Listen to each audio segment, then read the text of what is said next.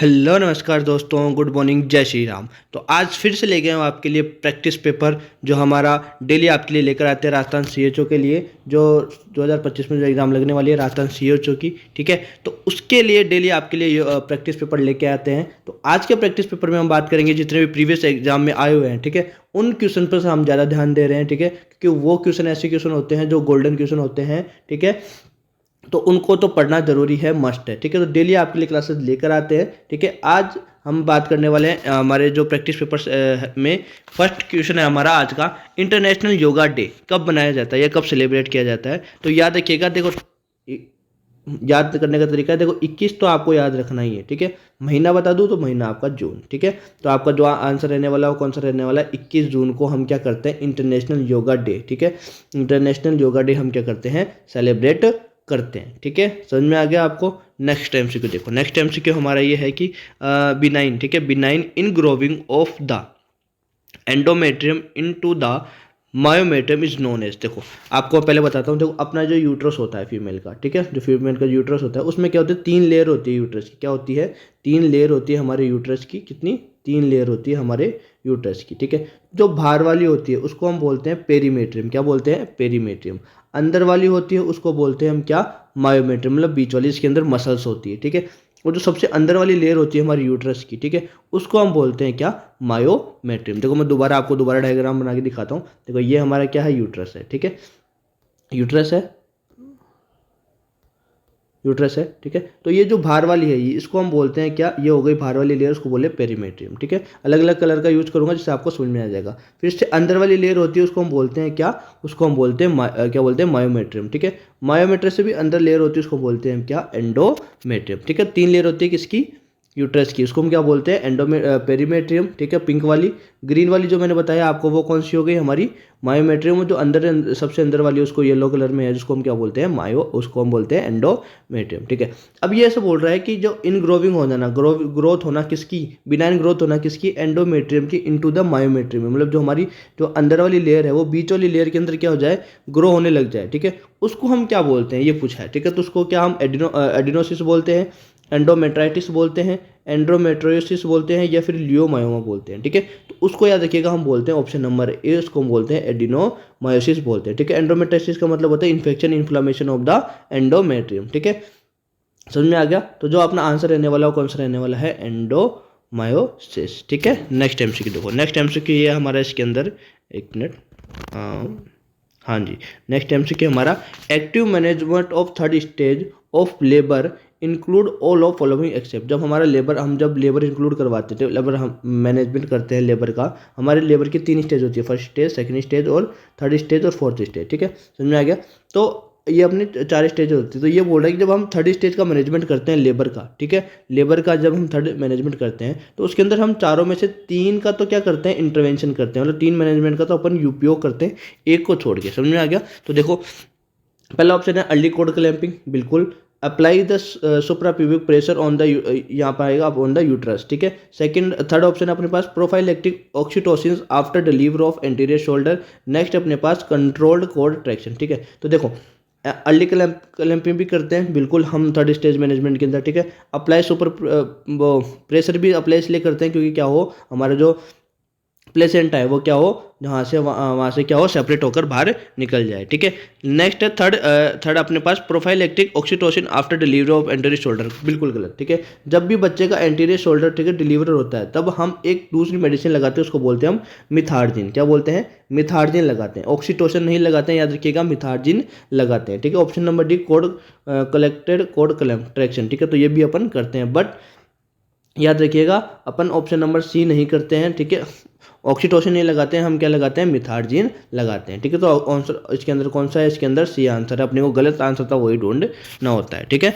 Next MCQ देखो, next MCQ हमारे पास इसके अंदर, the use of Vento use in the second stage of the labour is contraindicated in. यानी ये बोल रहा है जब हम वेंटोस का यूज करते हैं, ठीक है, वेंटोस का हम यूज करते हैं सेकंड स्टेज के अंदर, तो वो कौन सी कंडीशन ऐसी है जिसके अंदर हम हमारा जो वेंटोस है वो क्या है, क्या होता है, कॉन्ट्राइंडिकेटेड है, मतलब हम उसमें वो चीज़ नहीं कर सकते, ठीक है, उस कंडीशन के अंदर हम वेंटस का यूज नहीं करते। तो ये पूछ रहा है कौन सी कंडीशन में नहीं करते। पहला परसिस्टेंट ऑक्सीपिटल पोस्टीरियर, दूसरा अपना failure of secondary power user, ठीक है, प्रीटर्म डिलीवरी, और अपने पास इसके अंदर प्री एक्लेम्प्सिया, ठीक है। तो कौन सी कंडीशन में नहीं कर सकते, जल्दी से कमेंट कीजिए, फिर मैं आपको आंसर बता रहा हूँ, ठीक है। तो जो इसका जो आंसर रहने वाला है वो रहने वाला ऑप्शन नंबर कौन सा, ऑप्शन नंबर हमारा ऑप्शन नंबर सी, ठीक है। प्रीटर्म डिलीवरी के अंदर हम क्या वेंटस का यूज नहीं करते हैं, ठीक है।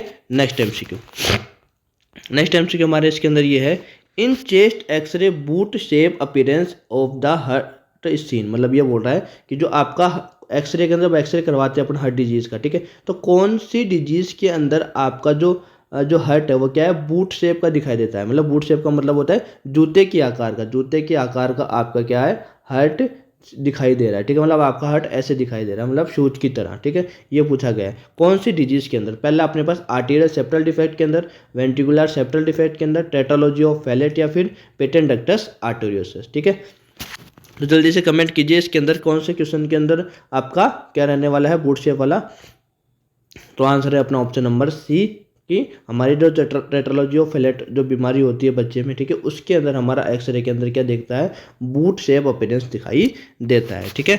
नेक्स्ट एमसीक्यू देखो, नेक्स्ट एमसीक्यू हमारा इसके अंदर है मिल्क सिक्रीशन, ठीक है, milk secretion reflex in breast feeding occur due to release of, मतलब ये बोल रहा है कि जब बच्चे को ब्रेस्ट फीड करवाती है माँ, उस टाइम में हमारा मिल्क सिक्रीशन रिफ्लेक्स क्या होता है, एक्टिव होता है। तो उस टाइम जो मिल्क को रिलीज कौन करवाता है, ये पूछ रहा है, ठीक है। ऑक्सीटोसिन करवाता है, प्रोलैक्टिन करवाता है, एंड्रोजन करवाता है, या वैसोप्रेसिन करवाता है, ठीक है। तो क्या होता है, उसको कौन रिलीज करवाता है, हमारा प्रोलैक्टिन करवाता है। तो आंसर इसके अंदर क्या रहने वाला, ऑप्शन नंबर बी करवाना है, ठीक है। ऑक्सीटोसिन क्या करता है, लेग डाउन रिफ्लेक्स करता है, क्या करता है, लेग डाउन रिफ्लेक्स क्या होता है, अपीयर करता है। पर ये क्या कर रहा है, रिलीज कर रहा है मिल्क को, वो कौन कर रहा है, प्रोलैक्टिन, ठीक है।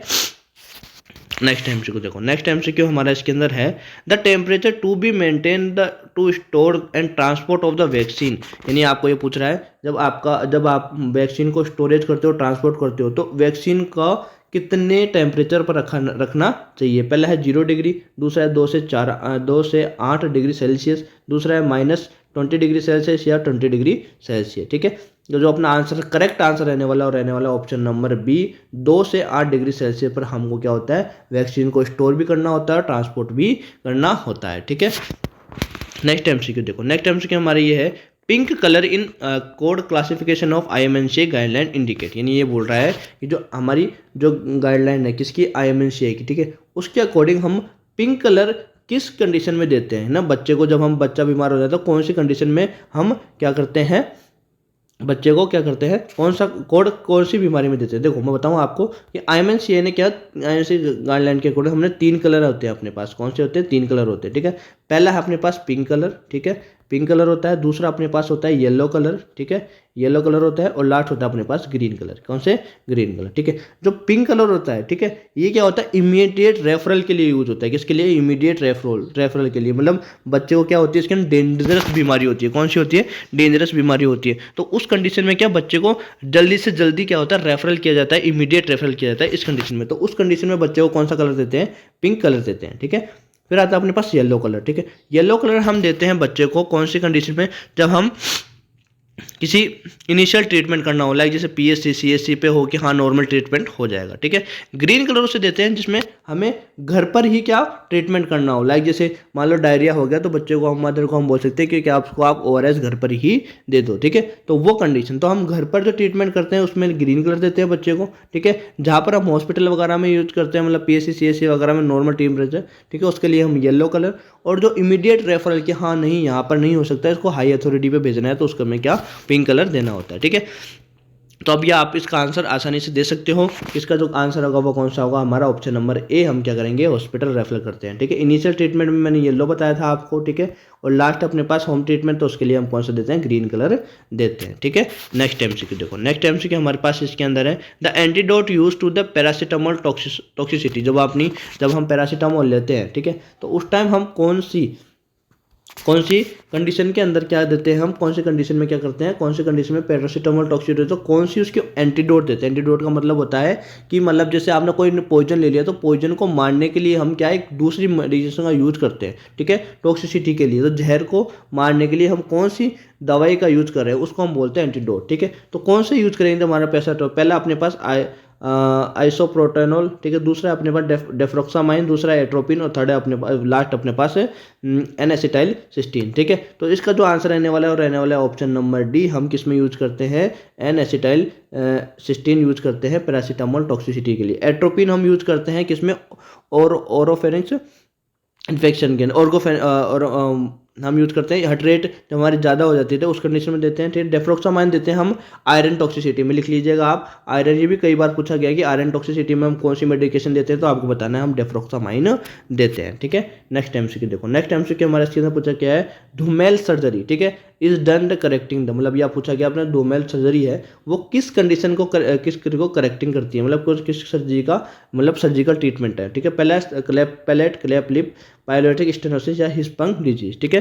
तो हम कौन सी कंडीशन में करते हैं, कौन सी कंडीशन में करते हैं, इसका आंसर अपने पास ऑप्शन नंबर डी, हिस्पंग डिजीज में हम कौन सा डोमेल सर्जरी करते हैं। हिस्पंग डिजीज क्या होती है, इसके अंदर क्या होता है कि जो बच्चा है वो क्या नहीं कर पाता, स्टूल पास आउट नहीं कर पाता, क्या नहीं कर पाता, स्टूल पास आउट नहीं कर पाता इस कंडीशन में, ठीक है। इसका अदर नेम होता है एगोंगलियोनिक डिजीज, ठीक है, याद रखिएगा, कई बार पूछ लिया जाता है हिस्पंग डिजीज का नेम क्या होता है, तो एगोंगलियोनिक डिजीज बोलते हैं, ठीक है।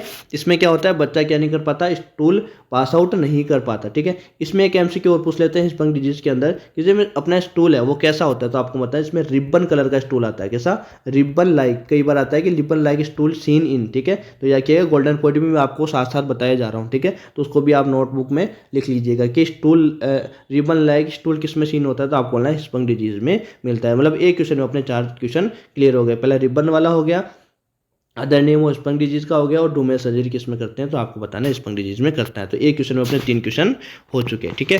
नेक्स्ट एमसीक्यू देखो, नेक्स्ट एमसीक्यू अपने पास the type of play in the toddler, ठीक है। जो अपना टोडलर होता है, कई बार एमसीक्यू पूछ ले जाते हैं आपको कि टोडलर क्या होता है, टोडलर की एज कितनी होती है, तो बताना 1 साल से लेकर 3 साल तक के बच्चे को हम बोलते हैं टोडलर, ठीक है। एक एमसीक्यू आपका ये बन गया, ठीक है। इस एमसीक्यू के अंदर एक तो एमसीक्यू ये बन गया। दूसरा एमसीक्यू पूछता है अपने इसके अंदर कि बच्चा कौन सा प्ले खेलता है, तो इसके अंदर बच्चा पैरेलल प्ले खेलता है। मतलब पैरेलल का मतलब होता है कि लोग दूसरे लोगों को देखकर वो सेम खेलता है बट अलग खेलता है उनसे, ठीक है। मतलब मान लो 2 बच्चे यहाँ खेल रहे हैं, ठीक है, इनको देखकर वो अलग खेलेगा, ठीक है, उसको बोलते हैं पैरेलल प्ले। मतलब 2 लोग यहाँ खेल रहे हैं, 2 लोग यहाँ खेल रहे हैं, उसको बोलते हैं पैरेलल प्ले, ठीक है। नेक्स्ट एमसीक्यू देखो, नेक्स्ट एमसीक्यू हमारा इसके अंदर है baby friendly hospital initiative was launch by the WHO in year. मतलब सब एक एमसीक्यू यहाँ पे पूछेगा कि आपको कि बेबी फ्रेंडली जो हॉस्पिटल है इनिशिएटिव उसको किसने लॉन्च किया था, तो पहला एमसीक्यू बन गया आपका WHO ने। क्वेश्चन पहली बार आया हुआ भी है, ठीक है। कई कॉम्पिटेटिव एग्जाम में अपना पूछा गया नर्सिंग के अंदर कि किसने स्टार्ट किया था, तो बोलना WHO में। पूछे कि कौन से सन में, तो ऑप्शन है अपना इसके अंदर 1992 में या 1991 में, 1993 में या 1994 में। तो जो आपका आंसर है वो रहने वाला ऑप्शन नंबर बी, 1991 के अंदर हमारा क्या हुआ था, बेबी फ्रेंडली का लॉन्च हुआ था, ठीक है। नेक्स्ट एमसीक्यू और लास्ट एमसीक्यू हमारी आज की क्लास का कि भाई the most common opportunistic infection associated with AIDS, यानी अपॉर्चुनिटिक इन्फेक्शन का मतलब होता है कि मतलब पहले से इम्यूनिटी कम है, मतलब एड्स हो गया तो एड्स की वजह से क्या इम्यूनिटी कम हो गई, तो उस इम्यूनिटी की कमी के कारण दूसरा इन्फेक्शन हो जाए, ठीक है, उसको हम बोलते हैं अपॉर्चुनिटिक इन्फेक्शन, ठीक है। तो ये पूछा गया कि मोस्ट कॉमन अपॉर्चुनिटी इन्फेक्शन किसका होता है, एड्स का। तो पहला अपने पास न्यूमोसाइटिक न्यूमोनिया, दूसरा है ट्यूबरकुलोसिस, थर्ड है अपने पास ओरल कंडिसिस, लास्ट है अपने पास क्रिप्टोकोकस नेफोफ्रोम्स, ठीक है। तो जो अपना आंसर रहने वाला वो रहने वाला ऑप्शन नंबर ए, न्यूमोसाइटिक न्यूमोनिया, ठीक है। तो आज के लिए इतना ही। तो डेली क्लासेस से जुड़िए और अपने नंबर अपने ऐड कीजिए, ठीक है। धन्यवाद।